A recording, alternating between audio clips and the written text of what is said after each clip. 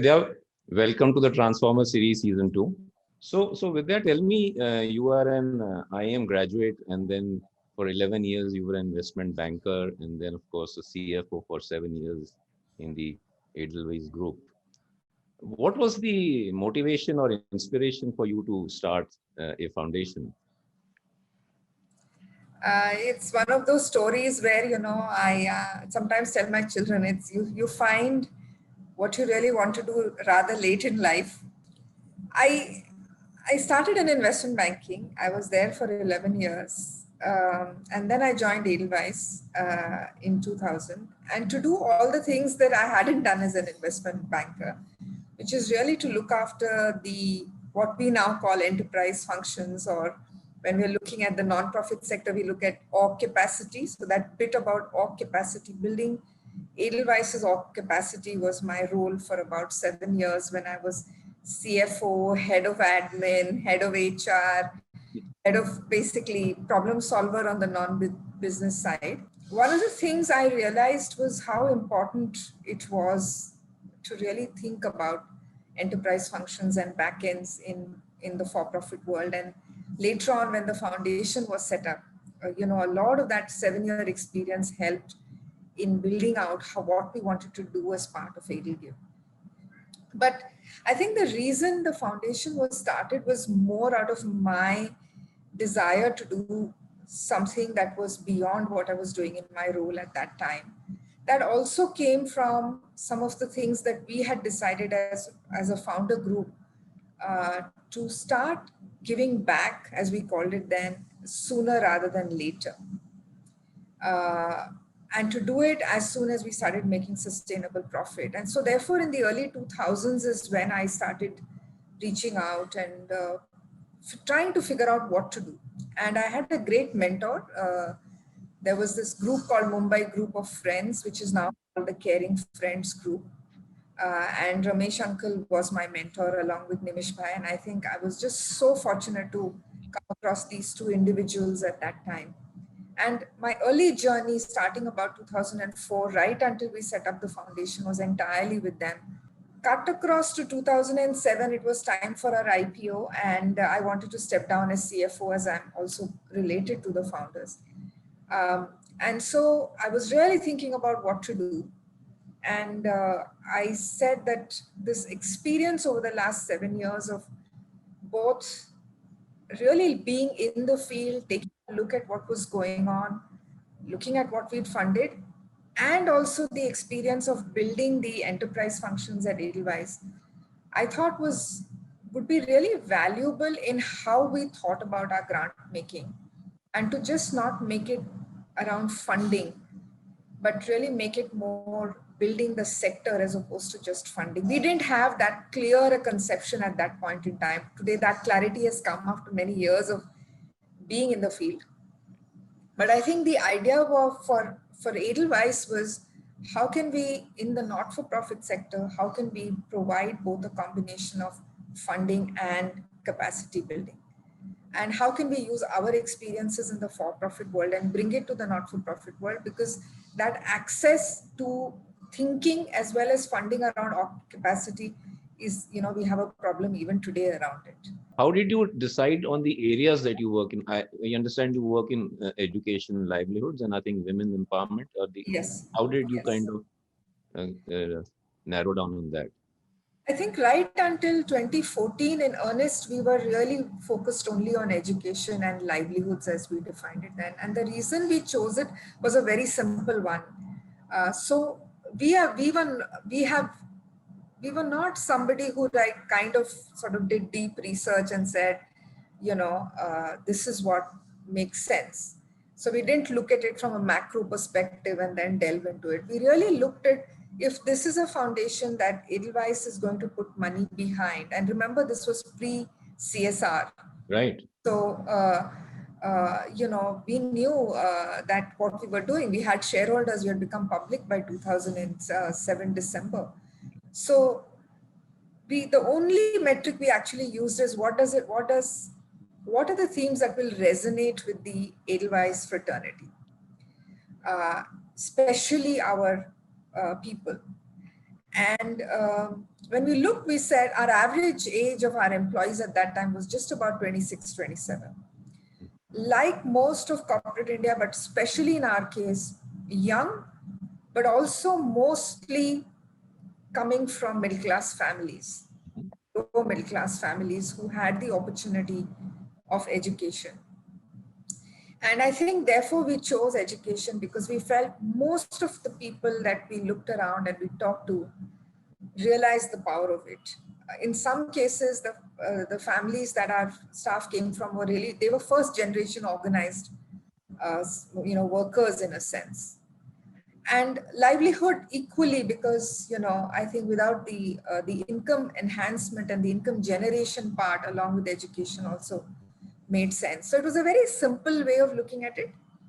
And as we went forward, we started sort of defining it, refining it, delving deeper, seeing what worked, what didn't work. And then, we started crafting it in a slightly more strategic way. I wanted to do women empowerment related work very early on, but, I think, most of my team in the early days, it was a mix of people. We had a lot of TCNs and then we had people from the corporate world. And I was not sure how we would make a mark. And it was only a very important conversation I had with a few people in 2013, 2014, where until then I was actually dissuaded by other people saying that, yeah, this part of work is not easy. As in the women's empowerment. Yes, I think थोड़ा सा ज़्यादा activism होता है यहाँ पे, and do you really want to be in it? You're ultimately you are tied to a corporate, सोच लो. That kind of thing was also there. But in 2013, 2014, I realized that we had to decide what we wanted to be, who we were, what we would do. And there were some very important conversations with some great friends that I had who said that अगर आप एजी काम नहीं करोगे तो कौन करेगा, Right. And you're an Indian foundation. Right. It's looked upon differently when Indian foundations do work like this as opposed to foreign foundations. Do it slowly. You don't need to get into the deep end straight away, but do it slowly. And I think that's how we gradually developed. And it's one of our, really gives me a lot of joy, that portfolio, but also one of our strongest portfolios. So that's how it sort of things developed. I'm also curious to know about the two recent collaborations, the coalition that you worked on. One is that Pay What It Takes initiative, and the other is the Grow Fund. Could yes. you hear a little more about those two initiatives? Yeah, I think we're currently in actually we're 6 active collaborations. The 6th one being the Grow Fund, which is under sort of development and will be launched very soon. And each of the collaborations is very, very different. But Pay What It Takes is exciting, and I think particularly because I think for the first time we are using a lot of us both on the grassroots organization side as well as on the funder side are very convinced that capacity is an issue. But we only have been talking about it, and everybody is tired of saying it's important, and without having a roadmap, a very clear roadmap, especially to funders as to what they should be doing. And whenever we've spoken about capacity, we're either saying there should be unrestricted grants, or there should be specific funding for what needs to get done, either on the HR side or the strategy side or the fundraising side. But I think for the first time, the Pay What It Takes collaborative, which Bridgespan is effectively leading, and there are 5 or 6 funders who've come together and all of us have experience, and it includes people like Umedyar and Sif and Amit Chandra and ourselves and a few other people, to say that we've had experience collectively in the sector, even as funders. How do we use some research metrics to understand what is it that is really needed, and so that you can shape very clearly articulated and very sharp strategies for funders to adopt, as well as for grassroots organizations building their capacity to ask, because we're finding that is also an issue. So yesterday, for example, Early research is showing that as much as 15% of the whole budget is actually the gap just that is needed for capacity building, and there's also great evidence, and I think the report will be published. There's also great evidences where organizations have got capacity building support or funding or advice, their growth has been faster than organizations that didn't get it. I think this is the first time where we're getting very concrete evidence on what is lacking and what needs to get done. So that's pay what it takes, which is largely addressed to funders, but also I believe that it will help build capacity of nonprofits to also ask. And we find that there's a big hesitation because there's years and decades of schooling in saying ye paisa to nahi milega, and how do you change that as well, and how do you get nonprofits to demand we can't execute if this is not available to us. The second Grow Fund, I think, emerged out of the COVID crisis. And I think a large part of the early months of COVID, we were all very, very distressed by what we saw. But we were even more distressed by the kind of funding challenges that emerged in the midst of COVID for core programming. And we were also distressed by the fact that a lot of NGOs had to suddenly change what they were doing just because the funding was available for COVID response as opposed to, their basic programming, which could not stop, which cannot be halted, which cannot be. So I think we really felt that there is a huge resilience issue in the sector. And there's resilience issues everywhere, but you've seen how the corporate world has bounced back so rapidly. But that resilience isn't there in the not-for-profit world. And how do we build that resilience?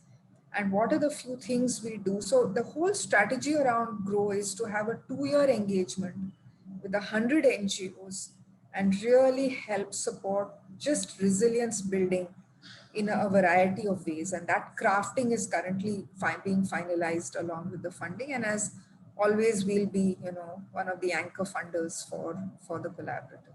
What do you see for yourself in the next? You've done great work in the last 13 years. How do you see your next 10 years going from here? No, I think as Edelgive becomes a much larger organization, we've really had a great team and a great leadership. So I am increasingly going to really spend my time. I love being in the field. I love being connected to the field. So I really want to spend a lot of time there. I also do believe that collaboration is the only way. And the way to do collaboration is to get funders and funding together and to build a new class of thinking in the way we fund. To become a little more ambitious and aggressive in how we can do things collaboratively. There are some great models overseas where funders have come together in both organized as well as in loose fashions, to attack large problems. And I think that is, and my obsession currently is how do we borrow from those models. Vidya, it was great talking to you, and I think we'll take you up on the collaboration front and institution building as we go forward. I think that is something that kind of interests us also very much. So it will be good talking to you again, and thanks a lot. Thank you, Sudhir. Thank you for having me.